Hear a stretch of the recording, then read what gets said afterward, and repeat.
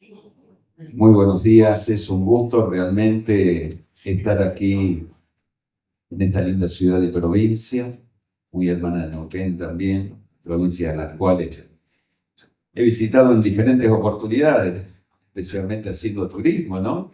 Pero bueno, en esta vez nos toca esto y sin duda que debo agradecer la oportunidad, como siempre, que me permiten instituciones muy queridas de la agrimensura poder expresar desde mi humilde opinión algunos temas que tienen relación con la profesión, con otras profesiones, con la ciudadanía, con el andar, especialmente en el campo inmobiliario, ¿no?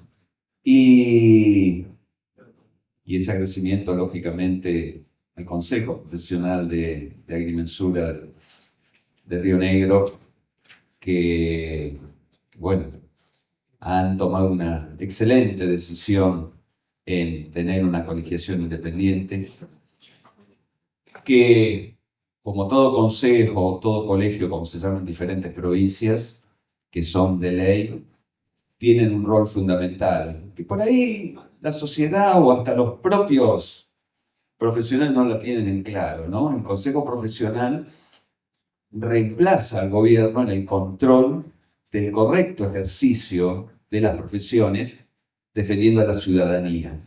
No es un ente gremial, como puede ser una asociación, sino que tiene ese deber fundamental. Y dentro de esos deberes fundamentales, propender justamente a que las acciones de gobierno, ¿no es cierto?, sean positivas para la ciudadanía y colaborar con eso. Y esto que estamos haciendo aquí está en este marco, ¿no? Y de allí la felicitación al CPA de Río Negro por esta idea y este evento que tanta concurrencia ha tenido aquí, ¿no? Y desde ya también agradecimiento personal a quien en otras provincias se llama director de catastro, aquí es el cargado del catastro, que es Marcelo Lupiano, una bellísima persona, pero además de una calidad intelectual que en el catastro nacional se lo considera como uno de los mejores conocedores y suerte que en este periodo ustedes lo van a tener para las innovaciones que se necesitan, para la velocidad que van teniendo los cambios, tenerlos aquí a cargo del catastro provincial.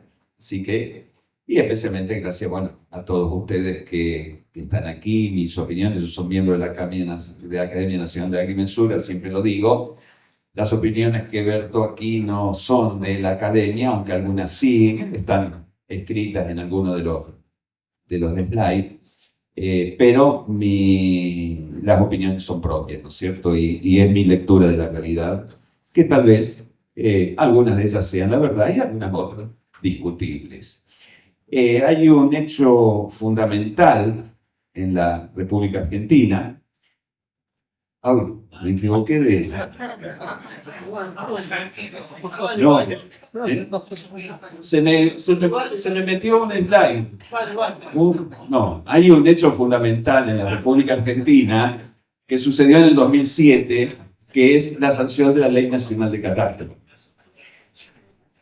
Que, como dijeron algunos de los expositores, es una ley incorporada al Código Civil, complementaria al mismo. Por lo tanto, tiene la misma jerarquía que la 17801, muy usada, digamos, en el ámbito de la publicidad registral, y que aquí, con esta ley, se van, como dice el artículo primero, se van a administrar datos de objetos territoriales y registros públicos, al igual que el registro de la propiedad, pero ¿de qué? De datos concernientes a objetos territoriales legales de derecho público y privado de la jurisdicción. Sigue el artículo. Es decir, que aquí, cuando está hablando registros públicos, está hablando de objetos que algunos pertenecen al dominio público y algunos al dominio privado. Está abarcando esa amplitud nuestra ley. Cuando hablamos del territorio, el continuo del territorio, tenemos esta gran primera división, que son bienes del dominio público y bienes del dominio privado. Es un continuo donde uno es una de esas dos cosas y no otra. Dentro de los bienes del dominio privado están los bienes del Estado y de los particulares. Los del Estado no hay que confundirlos con los bienes del dominio público, que tienen otro tipo de características, ¿no? Ahora bien, esta división, que en un plano de un pedazo de ciudad lo podemos ver así, ¿no es cierto? La plaza, las calles, son bienes del dominio público.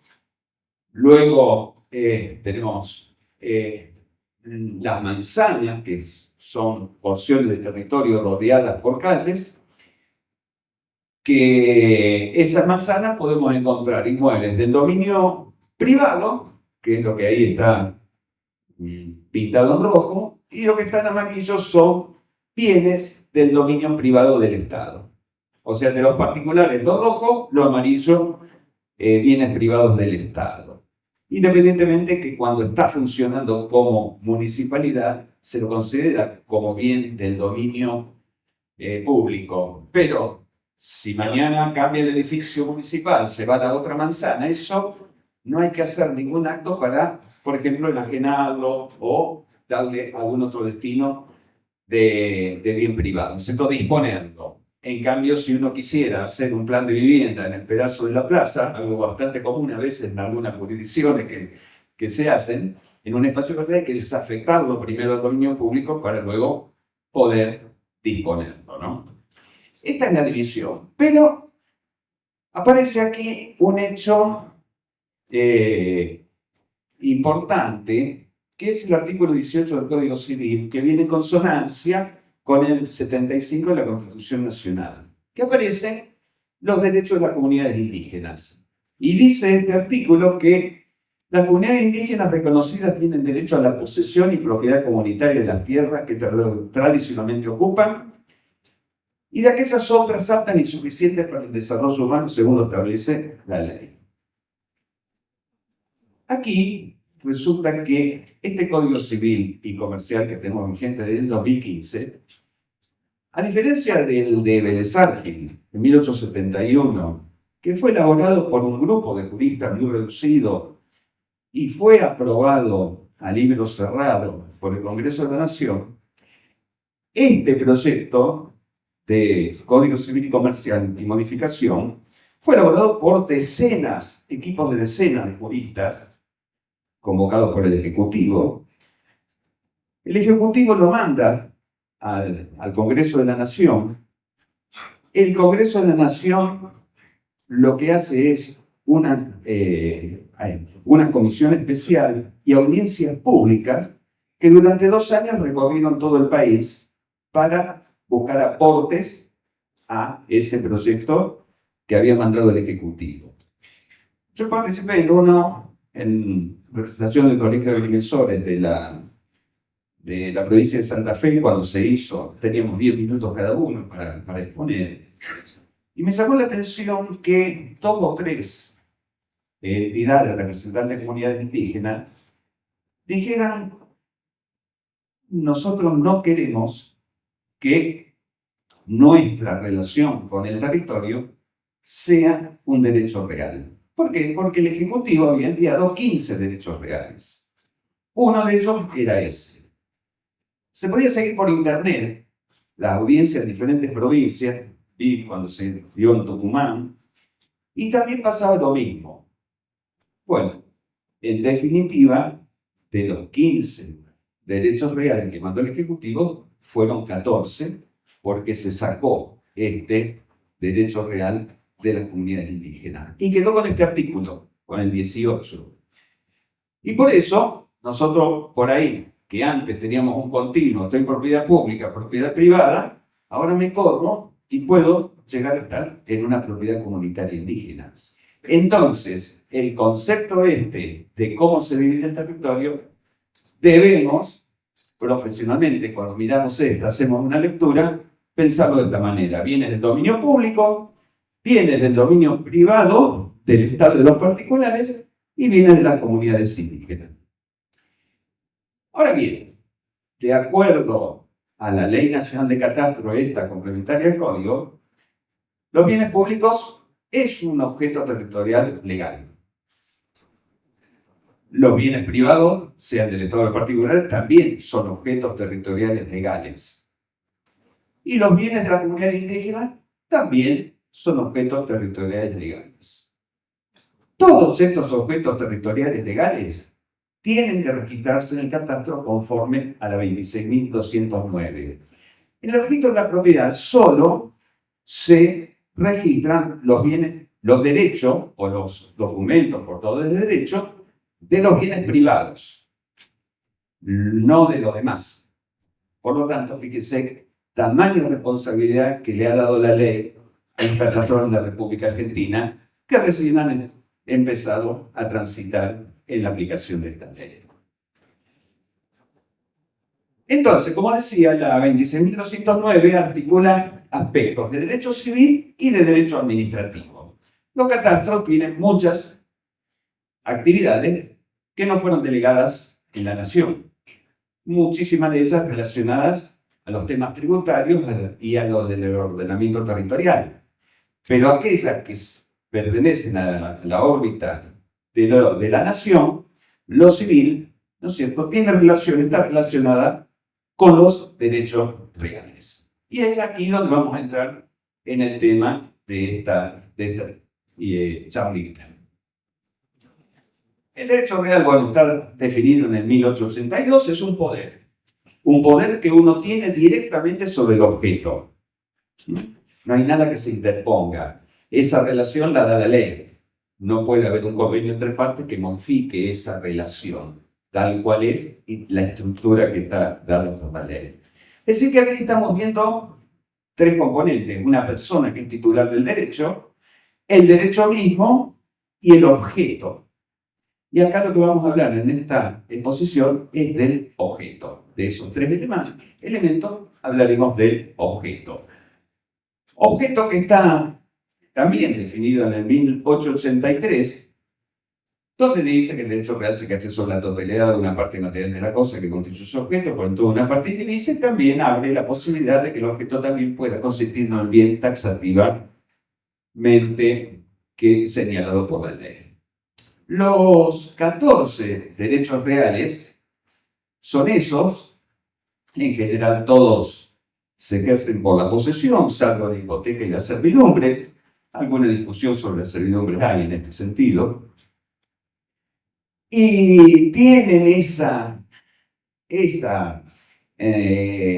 clasificación A, B, C, D, ese orden, digamos, del mayor poder que da el de más arriba y el menor de los poderes que da el de abajo en relación a la cosa, al objeto.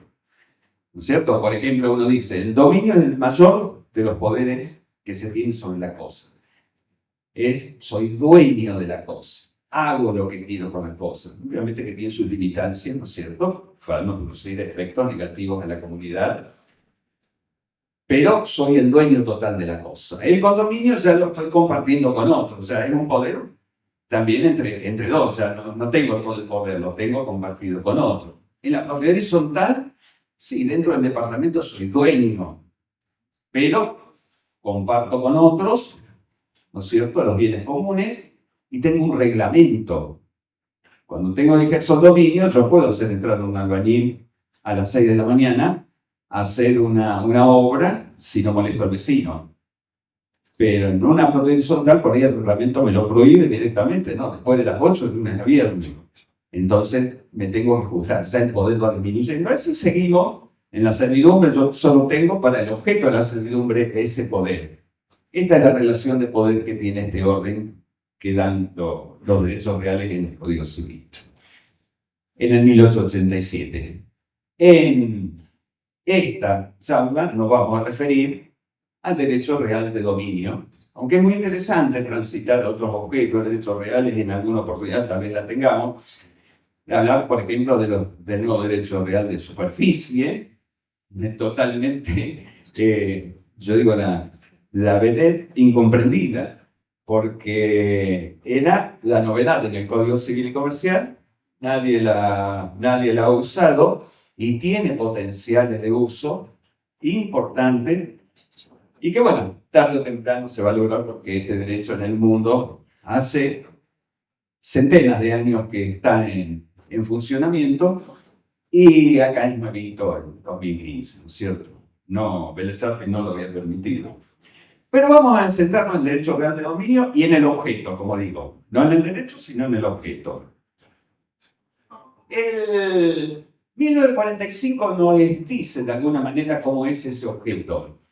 Porque dice que el dominio de una cosa inmueble se extiende al subsuelo y al espacio aéreo en la medida de su aprovechamiento sea posible, excepto lo dispuesto en normas especiales. Es decir, de que si yo lo quisiera graficar, espero que se entienda este gráfico, en el planeta Tierra, y lo rojo que está allí sería el suelo, la superficie del terreno, hacia arriba y hacia abajo, hasta donde sea aprovechable, sería el objeto del derecho real de dominio. Es todo ese espacio. No es el terreno plano, el suyo, digamos, la tierra que piso, sino hacia arriba y hacia abajo soy dueño de la misma manera. Ejerzo el mismo poder. Ahora bien, tengo una limitación hacia arriba porque hay una incorporación, también una novedad en el Código Civil, que en el 235, el inciso E, donde dice que también pertenece al dominio público el espacio aéreo suprayacente.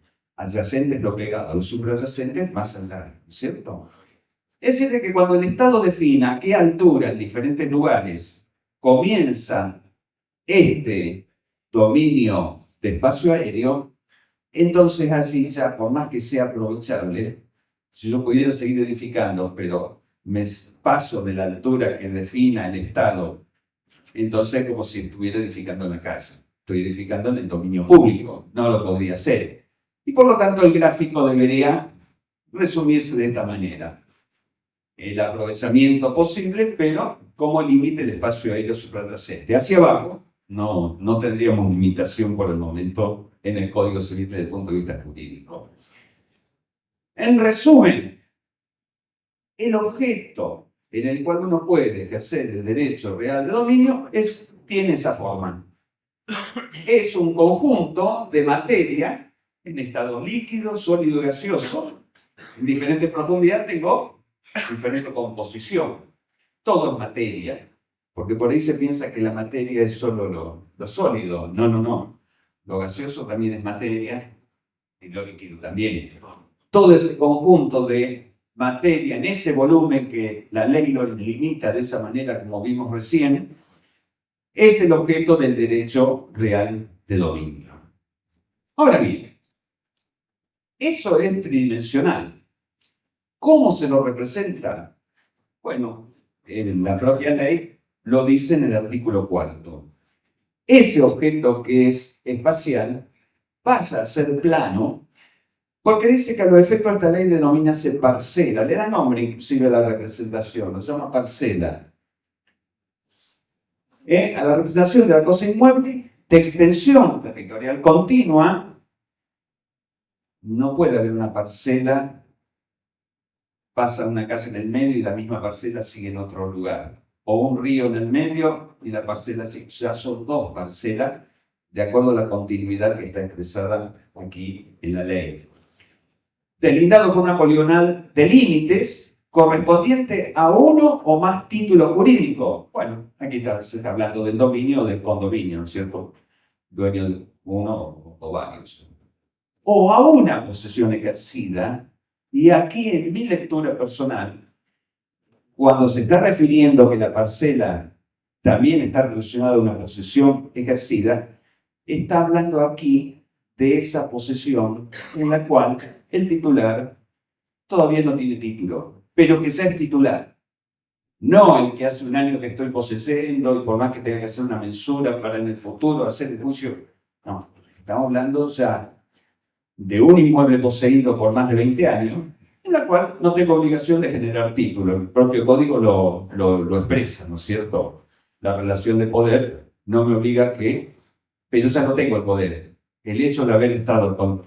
Luego, lógicamente, necesito, para toda la disposición de ese inmueble, que me reconozca, a través de un juicio de usurpación, que han pasado los 20 años. No me está dando el juez el título, sino simplemente que está declarando que sí, es verdad. Han pasado 20 años este señor que continuamente lo ha poseído y por lo tanto ya es dueño porque el código lo dice, no porque el juez lo dice. A esa posesión en mi lectura es la que se está refiriendo, y no a la transitoria hasta llegar a ese momento. Cuya existencia y elementos esenciales, y aquí subrayo yo lo de esenciales porque lo vamos a ver con el artículo siguiente, consten en un documento cartográfico registrado en el organismo catastral. Aquí ya está hablando de que esta representación, para que se llame parcela, tiene que estar registrado en el organismo catastral. En el quinto nos define el estado parcelario a partir de los elementos de la parcela. Dice la parcela son elementos esenciales y complementarios, lo divide en dos. Entre los esenciales pone la ubicación georreferencial del inmueble, los límites del inmueble en relación a las causas jurídicas que le dan origen y las medidas lineales, angulares y de superficie del inmueble. Y entre los complementarios pone la evaluación fiscal y los linderos. Y luego termina empezando este artículo que dichos elementos constituyen el estado parcelario del inmueble. La diferencia entre esenciales y complementarios es que la parcela existe si están los primeros, por lo que leímos anteriormente en el artículo 4. Es decir, que estando un plano representando ese inmueble, ese plano tiene los primeros 3 elementos y está inscrito en el catastro, ese inmueble tiene estado parcelario constituido. Justamente el artículo 7 vuelve a refrendar esto donde dice ¿cuándo queda constituido el estado parcelario? Queda constituido cuando se registra en el organismo de aplicación del plano en el sur. Y es así, y es el único objeto de los derechos reales, el cual se constituye en el catastro. Porque yo soy dueño de un lote de terreno. Si lo divido en dos, cuando inscribo el plano en el catastro, ya tengo 2 objetos, no tengo un solo objeto. Por más que en mi título de propiedad habla de un objeto, no, yo ya tengo 2. Yo puedo disponer de uno de manera diferente, quedarme con el otro. Hipotecar uno, vender el otro. Tengo 2 objetos. Nacieron por imperio de la ley, reitero, si de igual jerarquía que el 17.801, los 2 objetos nacieron en el catastro. Y de allí, que es así donde se debería originar la matriculación, como también lo dice la 17.801. Es el nacimiento de la matriculación a los efectos de receptar nuevos derechos en la técnica del folio real, donde deberían comenzar el proceso de matriculación de los nuevos inmuebles, ya desde el punto de vista preparándolo para el derecho, la mutación de los derechos. Pero bueno, volvamos a esto, ¿no es cierto? Veamos un poquitito nomás, muy rápidamente, estos 3 elementos de la parcela, que están representando a un objeto del derecho real de dominio. La ubicación georreferencial del inmueble. La ley piensa de que la ubicación georreferenciada, así lo dicen los discursos en momentos en que se trata en el Congreso de la Nación, es esta, es la ubicación global. Claro que un sistema de ejes coordenados donde Z sea el eje de rotación de la Tierra y el plano XY, el plano del Ecuador, lograr, ¿no es cierto?, un punto P, las coordenadas serían números astronómicos, por lo cual todo se simplifica con un término que, gracias a Dios, la tecnología ha hecho que el ciudadano común lo entienda, que es la latitud y la longitud. Hoy con el celular, sí, latitud y longitud de este, norte, sur. Es un vocabulario que hoy es Pero la ubicación referencial a las coordenadas geodésicas, que luego vamos a desarrollarlo con mayor rigor, y lo estoy contando yo ahora, Sergio Silvaro, va a hablar de estas coordenadas que van a ser realmente la forma de georreferenciar la ubicación de los inmuebles, ¿no? No obstante, en la lectura personal que hago, también es que la ubicación georreferenciada también, por el momento, está cumplida con esto.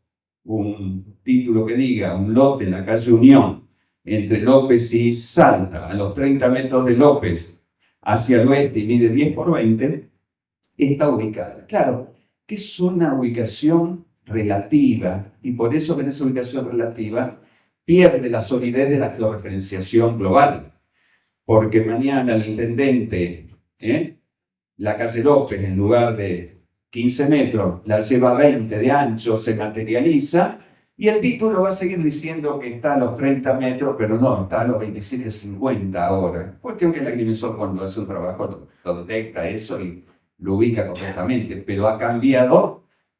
Entonces, el dato es muy distinto a la georreferenciación global, salvo que un asteroide sobrandote, entonces si no hago un cataclismo y no cambia el eje y todas las coordenadas. Pero es un sistema estable. Vamos al otro que para mí es el más importante de todos de los elementos, que son los límites del inmueble. Porque habla de que está en relación a las causas jurídicas que le dan origen. Si entonces estamos hablando de causa jurídica, estamos hablando de derecho. Y yo pregunto, si el límite proviene del derecho, ¿es material o inmaterial? Obviamente es inmaterial, porque proviene del derecho. Ahora bien, entonces, ¿qué es un límite? Bueno, hay un principio elemental que, si ahora sí pregunto, todos me van a responder a coro, no lo hagan así, no hacemos ruido, pero es, ¿dónde termina tu derecho? ¿De dónde empieza el derecho? Esa es la propiedad de todos los derechos. El subconjunto de los derechos de propiedad tiene el mismo principio. ¿Dónde termina el derecho de uno y empieza el derecho del lindero o del Estado, si es una calle, bien público? Eso es el límite. El límite es único, es el encuentro entre dos derechos. Y por lo tanto, proviene del ámbito jurídico y es la difícil actuación que tiene el agrimensor que determinar. Medir es fácil, mucho más con los instrumentos actuales. El tema es determinar esto, que al no verlo, no lo puedo estar midiendo. Las medidas lineales, angulares y de superficie. Bueno, yo tengo ese inmueble así que mide 20 por 50 sobre la calle San Martín. Las medidas justamente de este son las medidas de los lados de la representación del inmueble. Las medidas angulares son los espacios, esto es matemática, geometría, ¿no?, que se abren a partir de dos lados consecutivos de esa figura. Y la superficie sale de un cálculo, ¿no es cierto?, también matemático, geométrico, y nos dice cuál es el contenido. Es una medida cuadrática de 2 dimensiones. En el pasado, poca importancia se le daban a los ángulos. Y vamos a encontrar un montón de títulos donde no hace referencia a los ángulos para nada. Y este lote de 20 por 50 aquí, que tiene 1000 metros cuadrados, si fuera de esta manera, donde también un lote de 20 por 50, pero los ángulos, en lugar de 90, fueron, como en este caso, 135 y 45 grados, la superficie de esto es 707 metros cuadrados. Es un 30% menos. Es decir, de que ¿hay diferencia o no a partir de los ángulos? Claro que hay, porque hay una armonía entre las medidas lineales, angulares y de superficie que merecen que sean volcadas en los títulos de propiedad para lograr mejor publicidad sobre cómo es el objeto. ¿Tienen la importancia los ángulos? Claro que tienen importancia los ángulos. Y bienvenida a la obligatoriedad que ahora surge de esta norma. Resumiendo esta parte de la exposición, un inmueble tiene estado parcelario si está representado en un plano de mensura, primera condición. Porque los inmuebles existen, están todos en la realidad y todos existen, están ahí. No todos tienen estado parcelario constituido.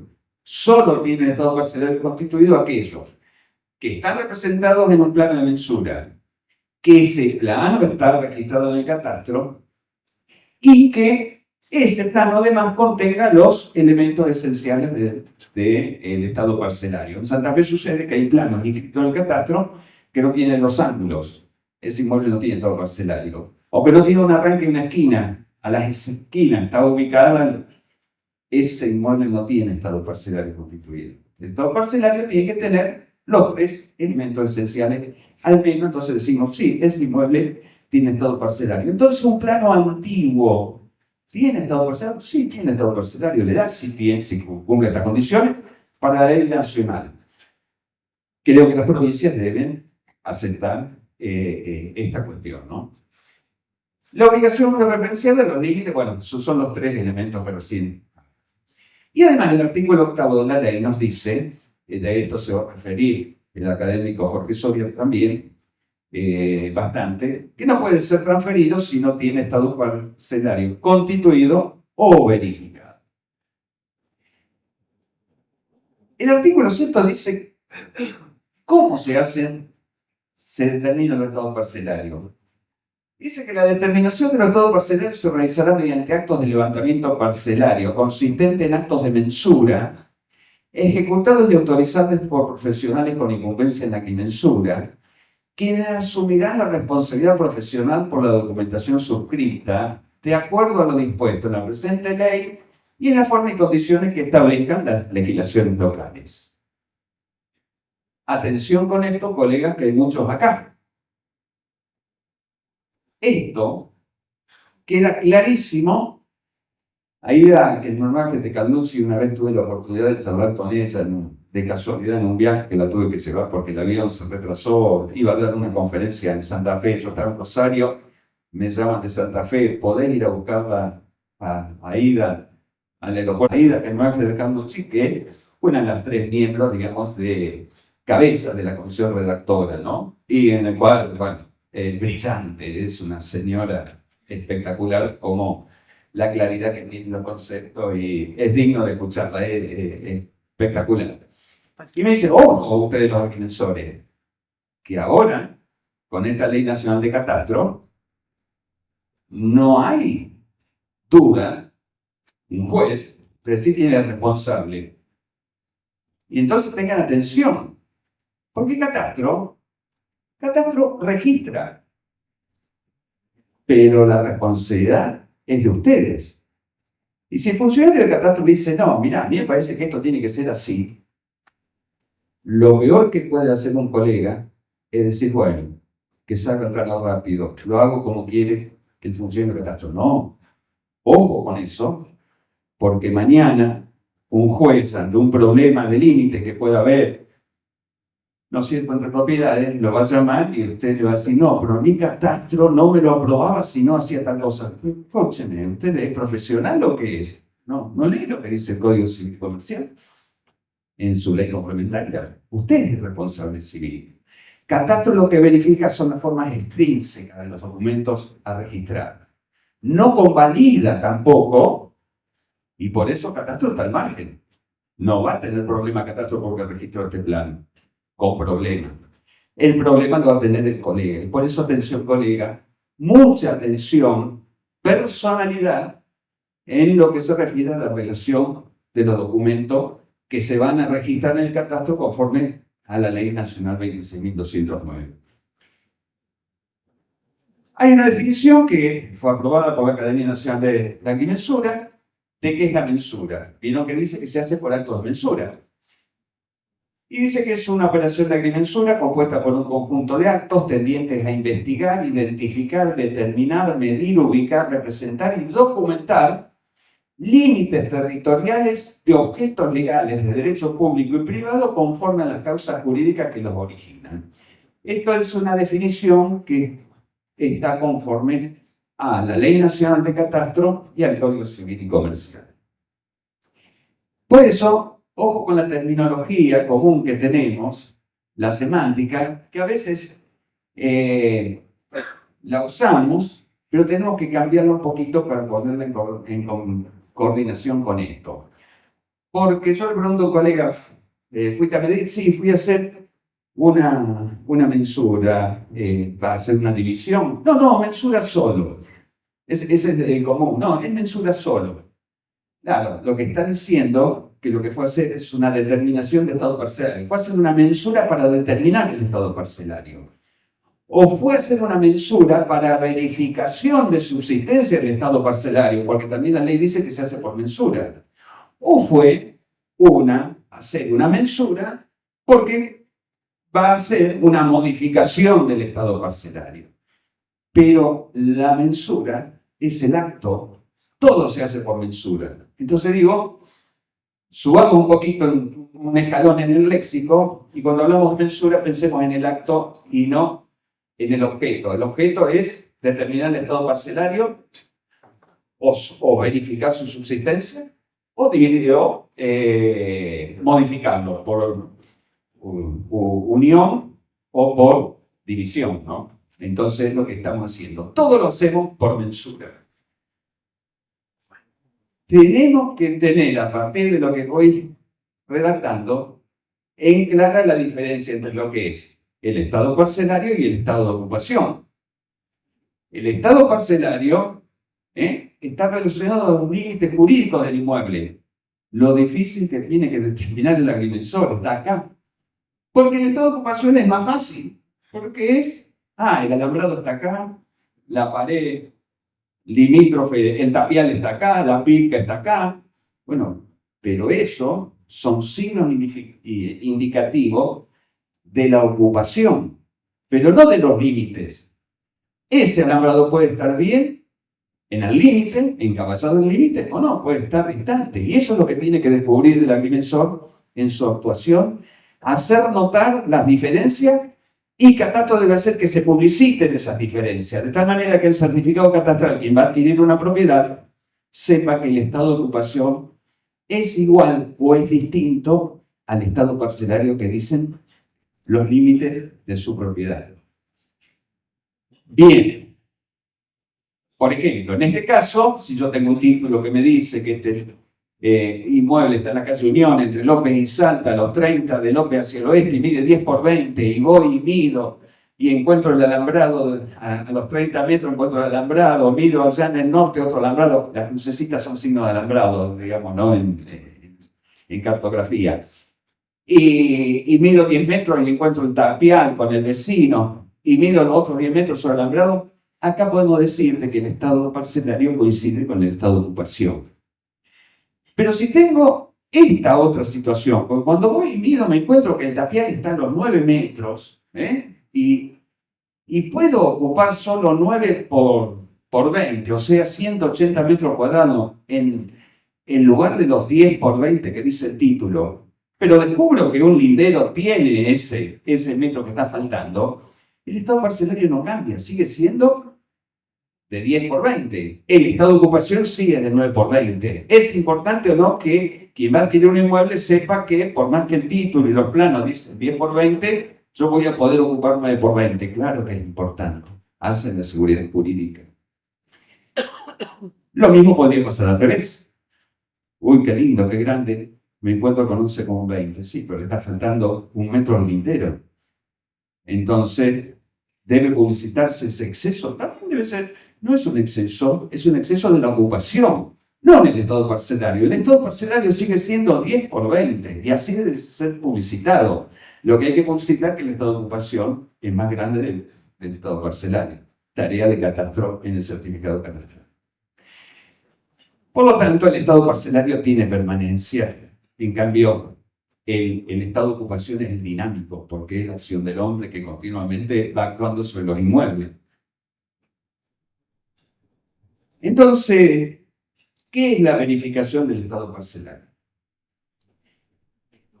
Bueno, el artículo 8 nos dice que con posterioridad a la determinación y constitución del estado parcelario, deberá efectuarse la verificación de su subsistencia siempre que hubiere caducado la vigencia, conforme a las disposiciones de las legislaciones locales, y se realice alguno de los actos contemplados en el artículo 12 de la presente ley. Acá lo que está diciendo la ley es de que pasado cierto tiempo es necesario que se haga un acto de verificación. ¿Pero cómo entonces? Si yo lo constituí, ya está constituido. Ahora tengo que andar verificándolo. Lo que busca la ley y lo que recién acabo de decir es la publicidad del estado de ocupación en relación al estado parcelario. Porque esa es la novedad que puede haber y que hace distinto y que hace importante que quien adquiera lo conozca. El estado parcelario, entonces, esto es la verificación. Y claro, el estado de ocupación puede variar mañana. Mañana puede venir el alambrador y entonces los plazos, ¿cómo son? Y los plazos son, no digo arbitrarios, sino que son decididos y decir, bueno, en ciertas provincias, provincia de Buenos Aires, a los 2 años, si el terreno es baldío, hay que hacer el acto de verificación, a los 5 años si es edificado, a los 10 años creo si es rural. En provincia de Tucumán, 10 años para todos los inmuebles. En provincia de Catamarca, también 10 años para todos los inmuebles. En Santa Fe también optó 10 años para todos los inmuebles. Cada 10 años, ¿no es cierto?, si se va a disponer del inmueble, si se va a transferir. En la provincia de Santa Fe, si se va a transferir a título oneroso. Si es donación, no hace falta verificarlo. Es una característica, digamos, de Santa Fe, porque se considera de que quien recibe algo de regalo, bueno, a caballo regalado no se le mira corriente, ¿no? Entonces, pero eso es un criterio de Santa Fe, todo oneroso. En Santa Fe, les comento, se optó por la gradualidad también, porque hay un artículo de la ley 17, creo que son, donde la ley se puede ir aplicando paulatinamente. Y por lo tanto, Santa Fe, para no empotenciar el tráfico inmobiliario en esos 10 años que nosotros decimos, porque muchos inmuebles no tenían estado parcelario siquiera constituido, entonces lo que se hizo es coordinar entre el Colegio de Escribanos, el Colegio de Agrimensores, el Catastro de la provincia, que paulatinamente se va avanzando hacia esos 10 años. Y entonces empezó con los planos anteriores a 1963, perdieron estado parcelario. Hoy en día están en 1978, que han perdido estado parcelario en la provincia de Santa Fe. Es decir, que estamos lejos todavía de los 10 años, porque debería ser los del 2015 los que hayan perdido estado parcelario. Sin embargo, se lo va haciendo paulatinamente para no atorar el tráfico inmobiliario, no frenarlo, digamos, por la actividad de la agrimensura y del catastro, que tiene que irse adaptando a estos ritmos, ¿no?, de registración.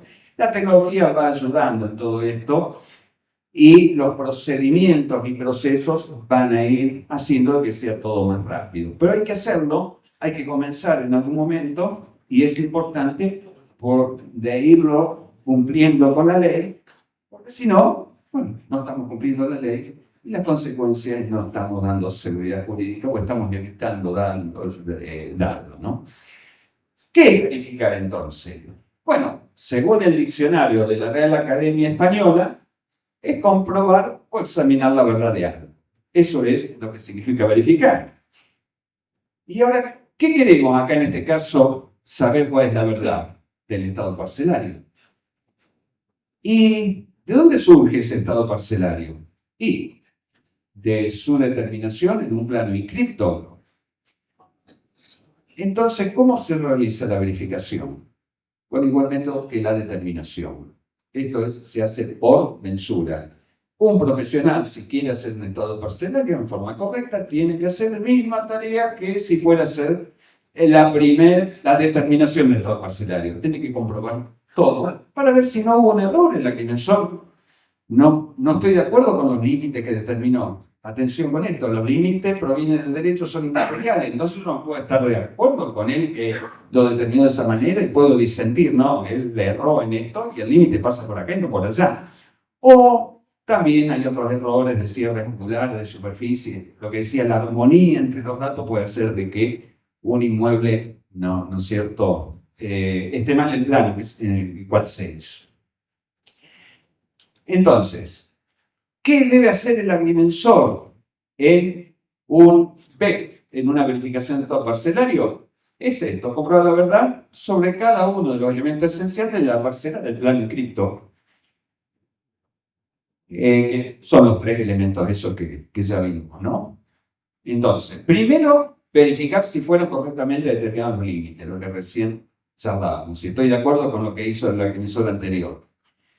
Una vez que yo tengo los límites determinados, lo demás es matemática y geometría, el cálculo. Pues yo tengo los límites, están acá.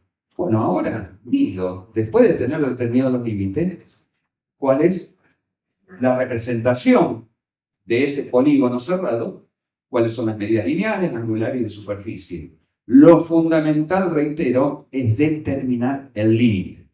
En interpretar la causa jurídica es decir, pasa por acá. El momento trascendental de la dimensión. Yo lo veo así, es cuando con todos los elementos, los títulos de los limitantes, los títulos de más allá, los planos que encontré, más las mediciones de todos los hechos materiales, llego a la conclusión, no, el límite pasa por acá y yo se la peleo a un juez de que el límite pasa por acá. Ese es el acto trascendental de la dimensión en el terreno. ¿Cuáles pueden ser los resultados de la mensura de verificación de estado parcelario? Bueno, acá tengo lo que decía anteriormente, aquí coincide el estado de ocupación con el estado parcelario y por lo tanto esto verifica. Sale la aprobación de la verificación. En este caso en particular, que me encontraba con esta situación, donde la ocupación es menor que el estado parcelario, hay dos situaciones que se pueden presentar distintas. La primera, que a un lindero le sobra, que es el ejemplo que vimos anteriormente. Con lo cual, el estado parcelario es de 10 por 20, el estado de ocupación es de 9 por 20, pero esto sí verifica. Nada más que hay que dar publicidad al estado de ocupación. Pero podría suceder esto otro, que a nadie le sobra. Entonces, el estado parcelario y el estado de ocupación siempre fue de 9 por 20.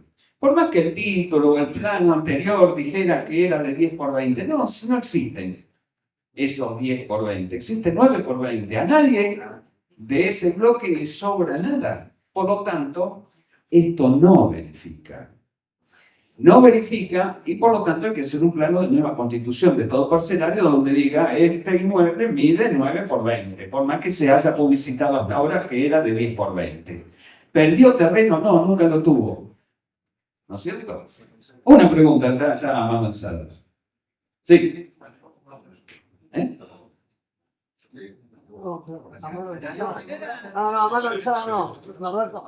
a mano alzada me lo prohíbe me han censurado. No, está bien, está el método así de la pregunta. Después volvemos. No hacemos el tiempo. Entonces, atención con esto, entonces. Yo tengo la posibilidad de que si a un lindero le sobra, no, yo sigo con los 10 por 20, publicito que le sobra. Pero si ningún lindero le sobra, y yo me encuentro con la triste realidad para mi cliente de que el estado parcelario es de 9 por 20, su título publicitaba que era de 10 por 20, pues no, siempre fue de 9 por 20 porque nadie lo tiene eso. Y lo mismo, atención, puede suceder con esto otro. Si a un lindero le falta, acá en este caso, el estado parcelario es de 10 por 20, el estado de ocupación 11 por 20, se publicita porque yo lo veo, uy, qué lindo, qué grande. No, pero no, porque es 10 por 20 lo que se te va a transferir, por más que estás ocupando un metro del lindero. Pero si a nadie le falta, pasa exactamente lo mismo. Y estas son las diferencias entre título y mensura. ¿No es cierto? No es que haya diferencia entre el derecho que da el título porque el derecho no se conmueve, es el mismo. Yo tengo el derecho real de dominio, lo tengo expresado en el acto, la posesión, me hizo la tradición, la tengo allí y tengo estas. Pero el inmueble estaba publicitado mal en el título de propiedad. El título de propiedad decía unas medidas, pero la realidad es otra. Es esta que estoy determinando ahora. A ningún, estoy respetando los derechos de todos los colindantes, estoy aquí y este es la verdadera publicidad. Entonces eso no verifica y tengo que hacer una nueva constitución de estado parcelario. Acá en este caso feliz la haría, ¿no es cierto? Porque bueno, no es que se le agranda el título, se lo publicita correctamente como es.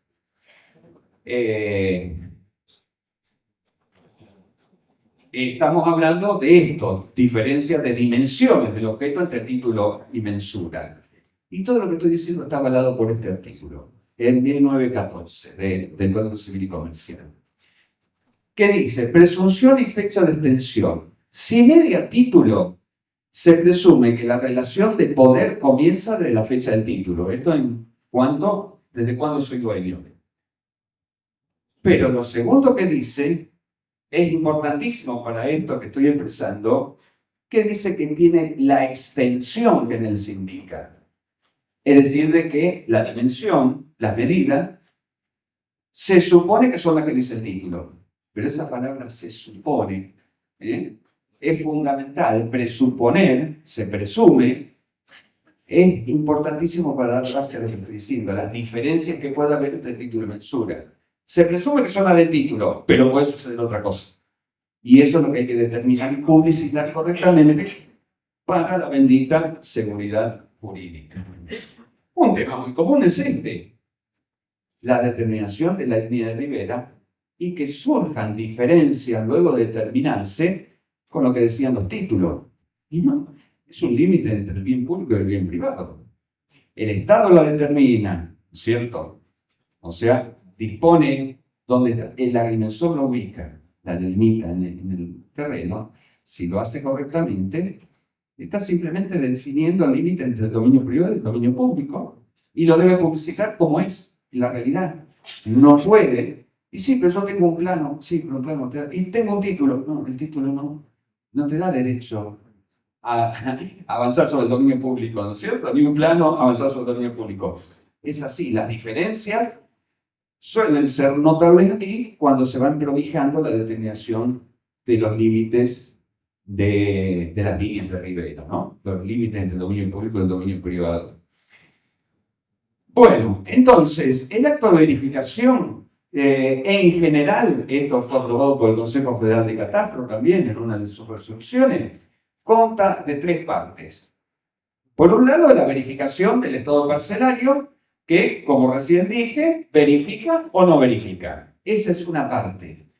Pero también en la verificación del estado parcelario es importantísimo actualizar el estado de ocupación, como recién dijimos, cómo avanza un lindero o cómo yo avanzo sobre un lindero, pero también las afectaciones de derechos administrativos nuevas que se pueden haber generado a partir de actos administrativos posteriores a que el plano o el título se inscribió en su momento. Entonces ahora hay una afectación en Sánchez de Calle. Es necesario que se publicite, que quien va a adquirir sepa que ese inmueble que adquiere está afectado a un ensanche y se está afectando el libre ejercicio del dominio, ¿no es cierto?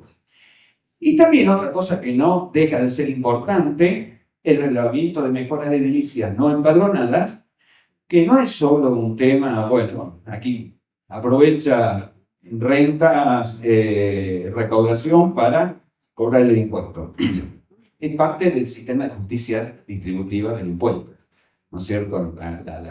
Las construcciones que son grabadas deben estar registradas en el catastro, entonces ya que el agrimensor va a ese lugar, va a medir y todo, medime también las mejoras empadronadas, así actualizamos todo esto. Tiene la responsabilidad civil de no mentir el agrimensor como en toda la es parte del ejercicio profesional y por lo tanto da exactitud y veracidad a lo que está incorporando. Este es el resumen del acto de verificación. También hay un tema interesante que se va sucediendo, porque hace ya bastante en los municipios, en Santa Fe sucede, acá también creo que sucede en algunos, en varios municipios, donde se pide un certificado de acompanamiento para que quien va a construir no vea como pasaba en la antigüedad, al menos allá pasaba esto, que uy, voy a construir, hago el proyecto, lo aprobamos en la municipalidad, 10 por 20, la construcción de medianera a medianera, perfecto, los locales, los dormitorios, todo. Y cuando voy a hacer la construcción, me encuentro que en lugar de 10 tengo 9,50 a la cucha. Entonces tengo que modificar el proyecto. El dormitorio ya en lugar de los 3x3, ya me quedé no reglamentario, ¿no? Bueno, todo eso hizo de que fuera conveniente a los efectos de anticiparse ante cualquier problema que el acto, lo que se llama el certificado de amojonamiento, certificado de verificación de límites y amojonamientos, se le llaman en algunos otros lugares, y que es un trabajo muy similar a lo que estamos hablando del acto de verificación, porque uno lo que tiene que determinar es límites, los límites de ese inmueble y ver cómo está el estado de ocupación. Y entonces el arquitecto ahí sí ajustarse a lo que tiene, porque salvo que haga una acción y haga demoler, cuestión de que una vez que esté construido no lo puede hacer demoler, después a lo sumo le obliga a que le pague nada más la parte, pero ya es por el edificio lo tiene que hacer en los 9,50 y no en los 10 que marcaba su título o su derecho, ¿no? Entonces, el certificado de amojonamiento podría, ¿no es cierto?, es muy similar a esto, y por ahí los municipios, lo tiro esto como, podrían exigir, digamos, en lugar del certificado de amojonamiento, un acto de verificación parcelaria. Tendría por ahí la posibilidad de que si ese inmueble luego se vendiese, ya tiene saneado toda la publicidad como para que al margen de la edificación se pueda disponer el inmueble en una forma más clara, diciendo cómo es ese inmueble. Y voy terminando porque seguramente algunos ya se deben haber dormido, pero bueno, por suerte no roncaron, al menos no se escuchó desde acá, ¿no? Vamos a terminar con esto. Tengo este inmueble aquí. ¿No es cierto? Qué lindo, lo voy a comprar, estoy cerca del río, camino público. Claro, pero después, eso me lo iban a transferir, pero viene el acto de verificación. En el acto de verificación, a la pucha. Me encuentro que, como novedad, que el vecino, yo no me di cuenta que ese alambrado ocupaba parte de mi inmueble. ¡Apa! Y me encuentro que tengo una afectación en Sánchez, de camino allí. Ah, no lo sabía. Yo lo compré, lo iba a comprar por la publicidad que hacía, pero me encuentro que hay una línea de alta tensión que me está afectando. En Santa Fe tenemos una ley que se llama de bosque nativo, que a 100 metros de la costa del río también es de preservación de todo eso, con lo cual lo puedo tener afectado de esa manera. En definitiva, solo en ese pedacito blanco que queda ahí voy a poder disponer libremente del derecho real de dominio que me da ese poder que me da el dominio, lo puedo ejercer totalmente. En lo demás tengo un montón de restricciones que es importante o no que se conozcan en el acto tan importante que es la transferencia de una propiedad. Lo que vale una propiedad, que no se conozcan estos detalles, ¿no es cierto? Qué riesgo, ¿no? Por eso, el propio Código Civil dice en el 1138 que los gastos de entrega, excepto pacto en contrario, están a cargo del vendedor, los gastos de la entrega de la cosa vendida en lo que se origine para la obtención del instrumento referido en el 1137. En la compraventa de inmuebles también están a su cargo el del estudio de títulos y sus antecedentes y, en su caso, los de mensura y los tributos que graben la venta. Es a cargo del vendedor, salvo pacto al contrario. Y en el 1902, cuando habla de justo título y buena fe, dice, cuando se trata de cosas registrables, caso de los inmuebles, ¿no? La buena fe requiere el examen previo de la documentación y constancias registrales, así como el cumplimiento de los actos de verificación pertinentes establecidos en el registro del régimen especial. Aquí está hablando de los actos de verificación y lo relaciona con la buena fe y también con el justo título, ¿no?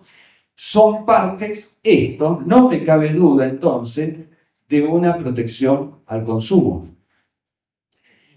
Y que hay otros agentes del campo inmobiliario que por ahí lo deberían mirar.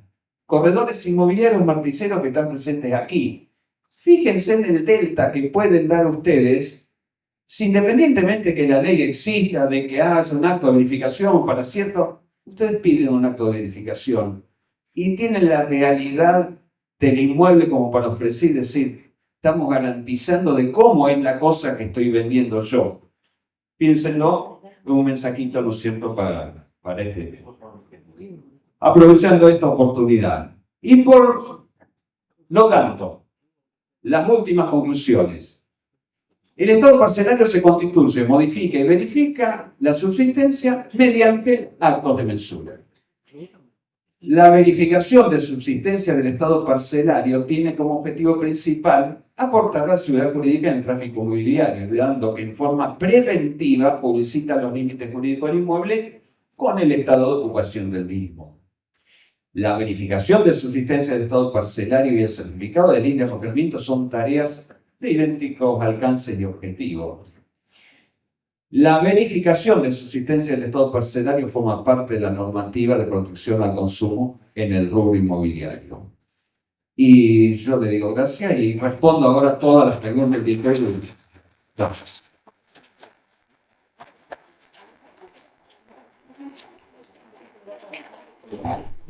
Sí. En algún momento de tu exposición, Richard, por supuesto, hablaste de la verificación del estado parcelario y la no verificación. En el caso de una transmisión de dominio, por eso no me quedó claro, en el caso de una transmisión de dominio, cuando no se verifica el estado parcelario, vos expresaste que si es a título oneroso, va de una manera. Y si es a título gratuito de donación, pasa, digamos, se puede transmitir, no cumpliendo las condiciones de verificación. Sí. ¿Y por qué? La pregunta es, ¿por qué? Sí. Bueno, esta es una consideración que se hizo en Santa Fe. En Santa Fe, la disposición sobre verificaciones particular hay un decreto del gobernador en el cual se impone la verificación. Realmente se la da, el decreto lo delega el administrador del catastro, ¿no? El administrador provincial de catastro. Y en esa resolución, y sobre todo pensando al acto de verificación, más que una imposición hacia el que va a vender una propiedad al sistema, sino como una protección al consumidor. En general, en el tráfico inmobiliario, la parte más débil es el adquirente. En general, ¿no es cierto? Puede ser distinto, pero en general. Entonces, leyéndolo de esa manera, se pensó de que cuando hay una donación, no es necesario proteger al consumidor, porque lo recibe. Entonces, si lo quiere hacer, lo hace el comprador por su cuenta, pero no como un acto obligatorio en el momento de la transferencia. Entonces, no es que verifica o no verifica, no se obliga a la verificación. Entonces, al no obligarse a la verificación, los actos no onerosos pasan de largo y Catastro emite el certificado catastral con la documentación que tiene, porque es un regalo. No pasa lo mismo cuando hay una división hereditaria, porque allí sí los condominios pueden tener diferentes, ¿no es cierto? Necesitan la publicidad exactamente de lo que le va a tocar, y en ese caso hay una transferencia no onerosa, hereditaria, pero allí sí tiene que hacer el acto de verificación para que haya claridad entre los beneficiarios, ¿no? ¿Queda respondida? Sí, muchas gracias. Bueno, la primera pregunta, no sé quién es. En un caso de una parcela constituida lindera a un río, sin línea de ribera determinada con la nota de provisoria del DPO, si las medidas difieren del plano origen, pero sigue la línea de ribera sin determinar, ¿con qué criterio se define que el lado que llega del río está correcto y verifica el estado parcelario? Evidentemente que es muy posible que no verifique el estado parcelario, porque está publicitando límites que no son los correctos si el Estado determina de que la línea de ribera pasa por otro lugar. Si pasa por otro lugar hay que hacer una nueva determinación de estado parcelario y ponerlo en forma correcta, como si avanzara un lindero. Acá tiene mayor jerarquía todavía porque es el Estado, digamos, el que define dónde están los bienes públicos. Entonces, una vez que el Estado define dónde están los bienes públicos y dice el límite es esto, y tiene todo el encadenamiento normativo para que lo defina el órgano de aplicación en cada provincia, ¿no? Entonces, a partir de ahí, la línea de ribera está donde está. Y está donde está es la división entre el dominio público y el dominio privado. El agrimensor la tiene que determinar. Y sí, pero yo tengo un plano. Es un plano, el plano no da derecho. El título cartular, lo que está escrito, no da derecho. El derecho es el que se tiene realmente y no se puede tener un derecho sobre un dominio público. Entonces, por lo tanto, el límite donde pasa la línea de ribera. Ahí puede estar bien determinado, mal determinado, es otra cuestión, ¿no? Pero conceptualmente, el límite, yo lindo con el río. No es la línea de ribera, ese es mi límite. Y el título decía que tenía más superficie. Bueno, no, pero la línea de ribera de acá tiene menos superficie. O el título decía que tenemos menos superficie. No, tenés más superficie. Mirá por la línea de ribera, está ahí. Y vos lindás con el río. Es importante los límites, más que las medidas, reitero esto. Porque en el título yo tengo la descripción del inmueble que me da medidas. Pero por otro lado, de igual o mayor importancia, tengo quiénes son mis linderos, quiénes son mis colindantes. Entonces, cuando yo hago la pregunta, ¿qué es más importante? ¿Con quién lindo o las medidas? No me cabe duda que es con quién lindo, porque eso ayuda al encuentro de ese lugar donde se encuentran los derechos. Las medidas después surgen de la topografía, de las mediciones, de los cálculos matemáticos. Le puedo dar en el cálculo y sale una superficie en el plano y después el escribano lo acopia y va todo mal. Estoy mal publicitando, pero los propietarios siguen siendo los mismos. Los límites siguen siendo los mismos. El límite es único. Y por lo tanto, lo importante es el límite. Ese no se mueve. Ese está allí y se encuentran los derechos. Si hay confusión de límite, bueno, tengo las acciones reales, acciones posesorias, todas las acciones para solucionar un problema de confusión de límite, pero es otra cosa. Aquí estamos hablando esencialmente el límite, es la línea de ribera. Hasta ahí llegó. Tengo más o menos superficie que dice el título, que es anecdótico. Juan Tealdi pregunta, respecto a la B, si no verifica, ¿no se debería hacer un plano de mensura para formalizar el nuevo estado parcelario o la B por sí sola cumple esa condición? En mi criterio es un nuevo estado parcelario, o sea, es un nuevo estado parcelario y es un nuevo plano de mensura de estado parcelario, no una mensura, todo es mensura. Es un plano de mensura de estado parcelario. En Santa Fe, lo que se hizo es hacer un trámite muy expeditivo para los planos de mensura que no verifican. Porque el catastro creía que ese plano estaba vigente. Pero después se descubre, el agrimensor cuando va a hacer la B, que pasa alguno de los problemas que vimos y no verificar. Entonces, al no verificar, hay algunas provincias que la verificación tarda 15 días y la mensura tarda un año.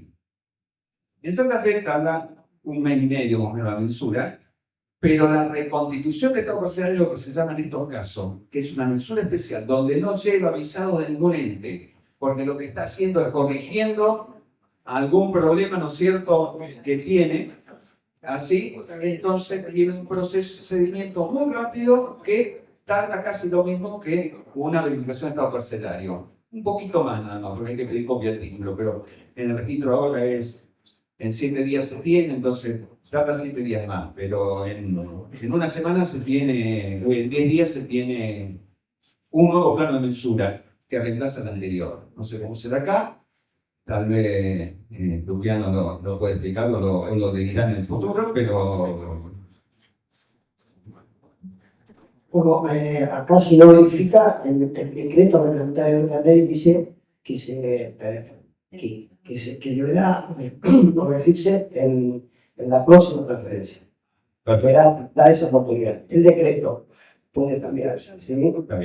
Pero actualmente es así. Está bien, no verifica, pero se entera el comprador de que hay un problema. Sí, sí, sí. O sea, a ver, para que no verifique, tiene que haber un informe técnico del agrimensor que diga, bueno, no verifique. Bueno, eso va agregado al certificado catastral y entonces se establece por qué y la acción preventiva para darle seguridad jurídica al comprador está cumplida.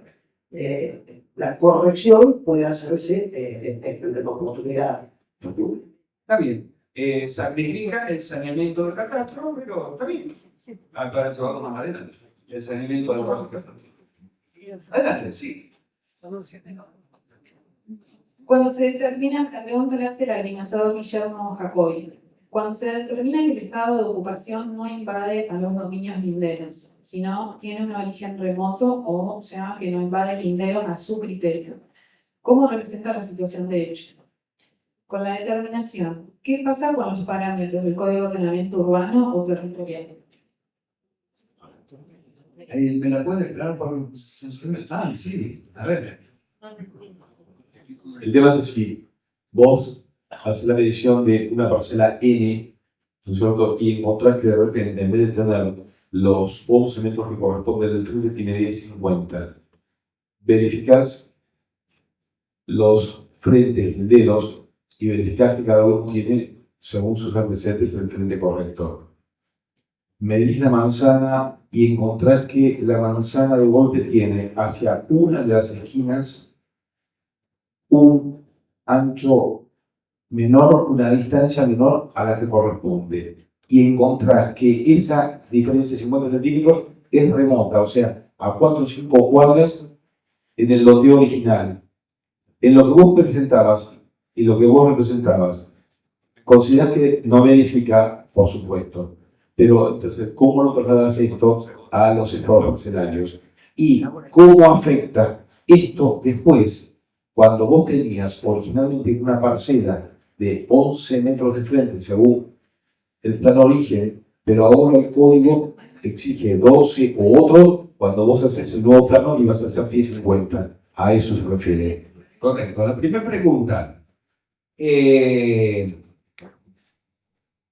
Nosotros en Santa Fe lo tenemos arreglado, pero resulta casi obvio de que uno se circunscribe a entre dominio público y dominio público más cercanos a esas dos calles. Si eso sucede, los problemas originales vienen de manzanas más allá de los dominios públicos, no se le tiene importancia. Voy a la parcela que estoy trabajando, pero solo la comparo dentro de los dos dominios públicos lineros. La segunda pregunta, yo no estoy modificando el estado parcelar. Estoy diciendo cómo es, estoy determinando el estado parcelar. No. Las legislaciones urbanísticas tienen sentido en la modificación del estado parcelario, no en representar la realidad como es. Esto es así, las medidas son estas, siempre fueron estas, y por lo tanto el derecho a propiedad se ejerció allí y es el objeto del derecho real de dominio. No estoy modificando estados parcelarios. Estoy diciendo cómo es de verdad ese estado parcelario. No verificó, porque el documento que decía una medida y tengo esta. Pero por lo tanto no deben. Yo creo que en los estados, en la constitución de estados parcelarios, así va a ser Santa Fe, salvo convenios muy especiales que hay, no debe intervenir la autoridad municipal, porque es una radiografía jurídica del inmueble, no es un hecho que altere el urbanismo, ¿no es cierto?, o el ordenamiento territorial. Por lo tanto, no. La siguiente. Si tengo que hacer ver y no verificar, hacer ver un trabajo que requiere lo mismo que realizar el trabajo como si no existiese, según lo mencionado. ¿Cuál es el tiempo que demoraría en Río Negro, por ejemplo? Bueno, yo no puedo responder eso. Yo reitero lo que dije anteriormente, no verifican, Santa Fe demora un poquito más que aprobar un PEP, aprobar una nueva constitución de estado parcelario, un trámite que se llama reconstitución de estado parcelario. Claro, en Río Negro, en este caso sería una mesura de INE, más o menos tardan 30 días, si no hay una observación. La persona como se lo